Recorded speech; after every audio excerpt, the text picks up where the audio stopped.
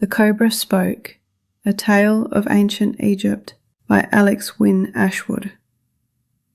Palm crowns stirred above a mirror of water, and the Faiyum woke in greens the desert could not deny. Reed beds whispered, doves traded shadows from date to date. Along the shore, irrigation ditches lay like shallow scars in the silt. Useful, yes, but failing by noon when the sun pressed its seal upon the fields.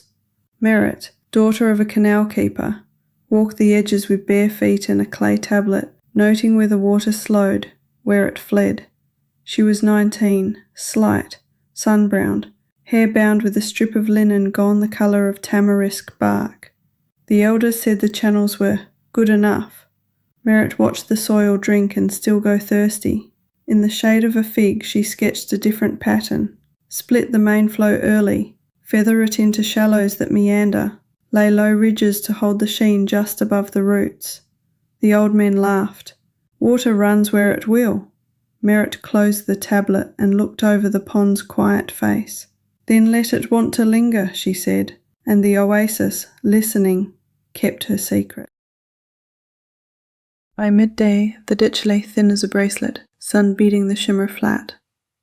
Merit stood with her father at the head gate, where a wooden shutter creaked between stone cheeks. He smelled of wet clay and river reed, skin leathered by years of flood seasons. It will run out before the second field, he said, watching the thread of water tremble. Merit traced the slope with her reed stylus in the air, then knelt and pressed a low ridge with her palm, turning the stream to linger and spread over darker soil. The change was modest but clear. A soft sheen held where it had broken before. At the council shade, 3 elders sat on mats, elbows on knees, faces carved into patience. Merit spread her clay tablet across a potter's board.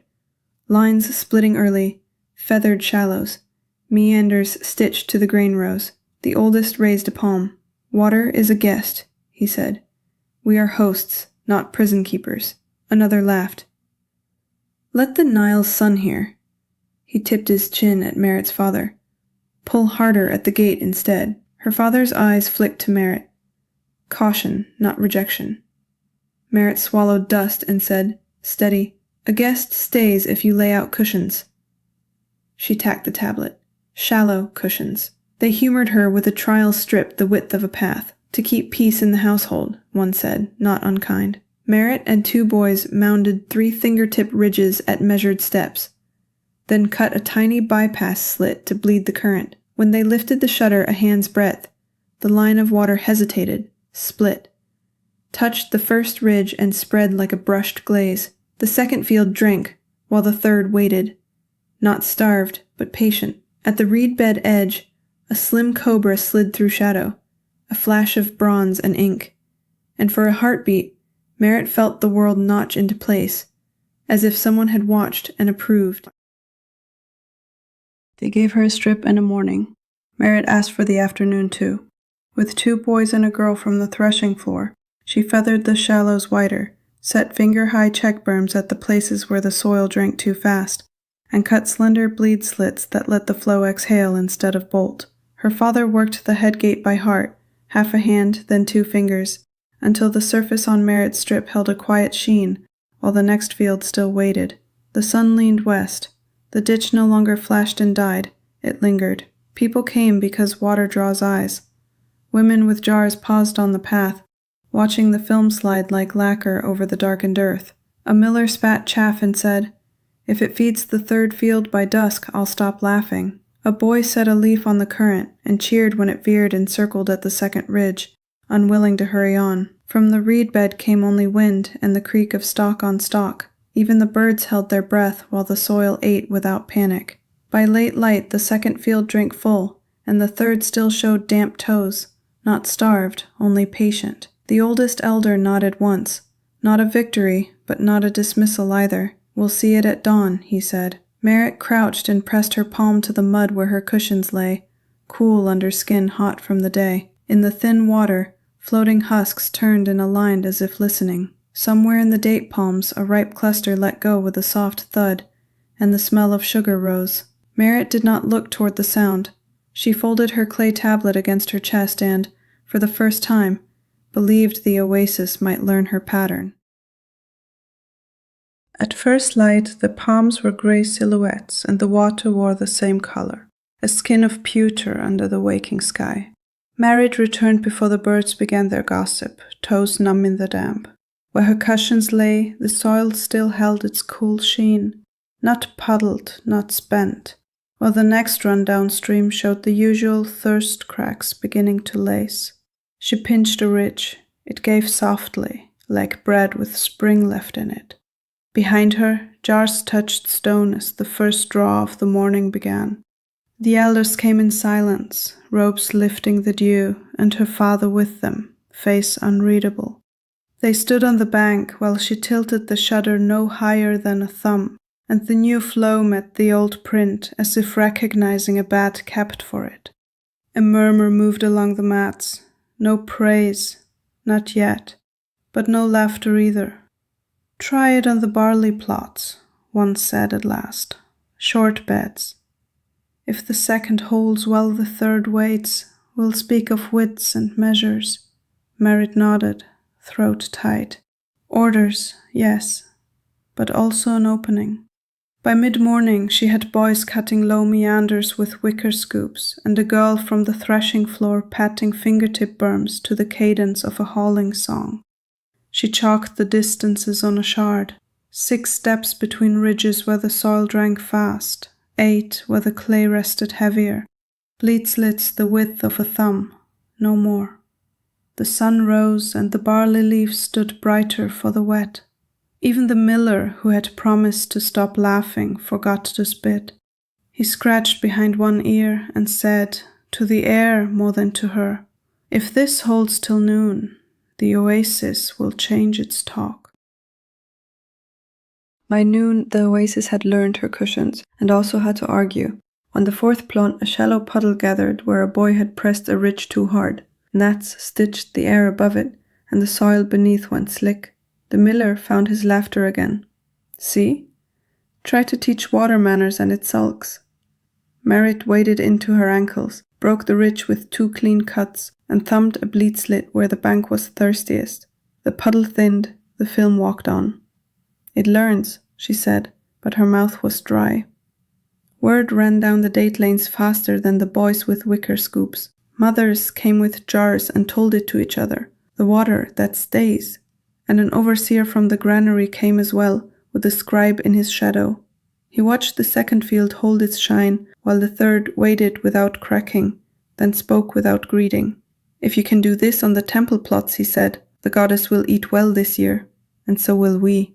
Nobody missed the we. The oldest elder rubbed his jaw. "Temple fields are unforgiving," he said. "They remember mistakes." Merritt wiped her calves with a palm leaf and said, quietly, "So do I." At dusk, her father lit a shallow lamp at the path's bend and set a bowl of barley beside it, an old habit of offering at field's edge. The air smelled of crushed reeds, date sugar, and hot clay. "You're not wrong," he said at last, "but temple land is counted by men who carry lists. Their patience is not counted at all." Merritt sat with her tablet over her knees and marked distances in the last light, 6 where the sand drinks, 8 where the clay sleeps, thumb-width slits only. Somewhere in the palms a dove muttered, and in the pause that followed she felt the hush that comes before an answer, though from whom she could not yet say. The granary overseer returned at dawn with a nod that meant both permission and debt. "Temple plots," he said, pointing toward the pylon that rose above palms like a sandstone sail. The fields of Renenutet began there, short beds combed like a priest's hair, ditches straight as a judgment line, every cubit counted. Merritt walked their edges with her clay tablet braced against her forearm, measuring with steps and eye. Here the soil lay heavier, cool clay sleeping deeper under the crust. Here the wind scoured the top to sand. She chalked her rule. 6 steps where it drinks quick, 8 where it holds. Thumb-width slits only, and cushions low, never proud enough to puddle in the goddess's sight. A priest of Renenutet stood by the boundary marker, linen crisp, eyes on her hands, not her face. "These beds," he said, "remember every mistake. The goddess feeds on our order." Merit bowed from the shoulders without dropping her gaze to the ground. "Then we will be careful," she answered. With 2 boys and the threshing floor girl, she traced small meanders into the discipline of straight channels, curves so slight they felt like a breath, then pressed finger-high ridges where the soil showed thirst. The scribe counted under his breath. The overseer watched the gate. When the shutter rose a thumb, the water met the new geometry and spread, not showy, not slow, just enough to linger above the roots while the next bed waited without cracking. All day the temple fields tested her. A ridge set a finger too proud, and the water sulked in a bright comma. She broke it and cut a slit where the bank begged. A gust from the desert curled dust onto a wet vase. She brushed it with a reed and let the sheen walk on. By mid-afternoon the barley heads in the first bed stood cooler, leaves uncurled. The second drank full. The third held damp toes and patience. Near the pylon's shadow, offerings of bread and beer steamed on a low table, and the woven cobra standard leaned against the shrine wall. Merit kept her eyes on water and earth, but in the hush between orders and the scrape of reeds she felt it again, the sense of being watched, not by men with lists, but by something older that counted differently. Tomorrow, she knew, would ask for more than technique.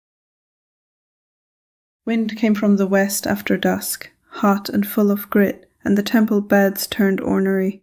A fine skin of sand skated across the first shine and killed it. The second bed sulked into bright commas again, where a ridge set a finger too proud. The overseer clicked his tongue. The priest said nothing, which was worse. Merit worked by lamplight with a reed brush in her thumbs, but the water kept arguing, walking 2 paces, stopping, shivering, slipping off the line she'd taught it. When the moon rose pale over the painted pylon, she knelt and let her hands go still. "If you will not listen to me," she whispered to the ditch, "listen to the one you answer to." She did not sleep so much as fall inward. The palm crowns hushed, the lamplight widened into a soft gold that had no flame. A woman stepped out from the boundary shadow, and at once the beds looked orderly, like soldiers called by name. Linen clung to her like river light. The red crown sat calm as a verdict. Her face was human and beautiful, but her eyes were a snake's, bright, ringed, steady, counting. "You make cushions," she said, voice like grain poured from a jar. "Make breathers, too." She took Merit's reed and drew in the damp silt, alternating low breaks in the berms where wind lays sand. Paired bleed slits staggered so the film has 2 choices when one fails. Shallow cross feathers that let a gust ride through without stripping the shine. "Do not ask water to bow," the goddess Renenutet said. "Teach it to rest and resume." Merit reached for the marks and they were already there on her clay tablet, incised as if by yesterday's hand. The woman with serpent eyes tilted her chin toward the pylon, where faded blues and greens held the dusk. "Order is not straightness," she said. "It is yielding that keeps its shape." Then the gold folded back into night, and the wind softened. Merit woke with her knees cold, and the lamp a thin flower of fire. By the light she cut breathers where the goddess had shone, staggered twin slits along the thirstiest banks, brushed cross feathers with her reed. When she lifted the shutter a thumb, the film walked, rested, and walked again, and the beds at last agreed.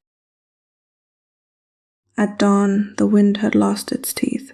Merit walked the temple beds with a reed in one hand and a potsherd of marks in the other. Breathers cut low where sand had skated, twin slits staggered along the thirstiest banks, cross feathers brushed like the grain of a bird's wing. The shutter rose a thumb, and the film did what the goddess had promised. It walked, rested at the breaks without pooling, then resumed as if remembering itself. The first bed held a soft sheen. The second stood calm, leaves cooler. The third waited, dark at the toes, patient and uncracked. By mid-morning, the overseer stopped clicking his tongue. He stood with the scribe and watched the water take its small pauses and continue, bed after bed, like a disciplined breath moving through a body. The priest of Renenutet stepped out from the painted boundary and tested a ridge with 2 careful fingers. It yielded, then held. He did not praise her.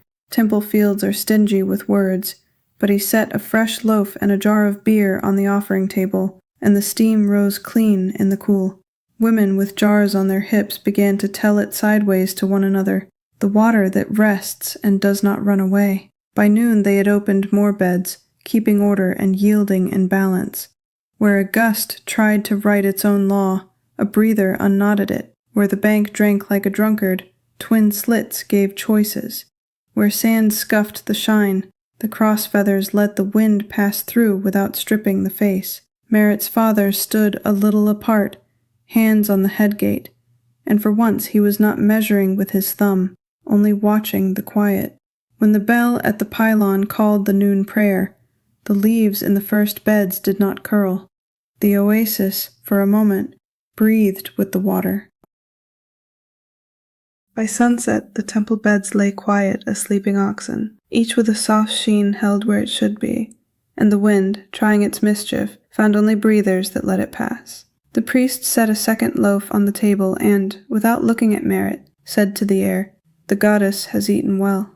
Across the ditch, the overseer told the scribe to copy the measures, 6 where sand drinks, 8 where clay holds, twin slits, cross feathers. No speech to the crowd, no trumpet. Only the method, moving from one bed to the next like a learned breath. When the bell at the pylon struck, women coming from the wells slowed to watch the fields, and one began a work song that the others borrowed and mended. Merritt's father stood by the gate with his hands at rest, thumb idle for once. She did not step forward to claim anything. She only watched the water pause and resume, and in the hush between bell strokes the oasis exhaled, a sound like date fronds stirring, like a jar set gently on stone. That night the beds drank their fill in silence. A thin breath of water wandered through the channels, steady and low, while the moon leaned against the painted pylon. Merritt lay curled on a woven mat at the edge of the field, the reed stylus still tucked behind her ear, her tablet at her side. The wind had stopped arguing. Even the frogs along the bank were quiet. In her dream, the temple of Renenutet opened like a flower of light. No walls, only columns of gold dust and ceilings of slow-moving water. The goddess, in her human form, waited at the far end of a shining pool, her serpent eyes calm, no longer testing. She wove thin streams together with her hands, and the water lingered, yielding without breaking. Merritt did not kneel. She simply stood barefoot in the glow and watched the weave become a river. When the goddess lifted her chin, the sound of the oasis breathing was everywhere, and the water spoke, a tale of ancient Egypt.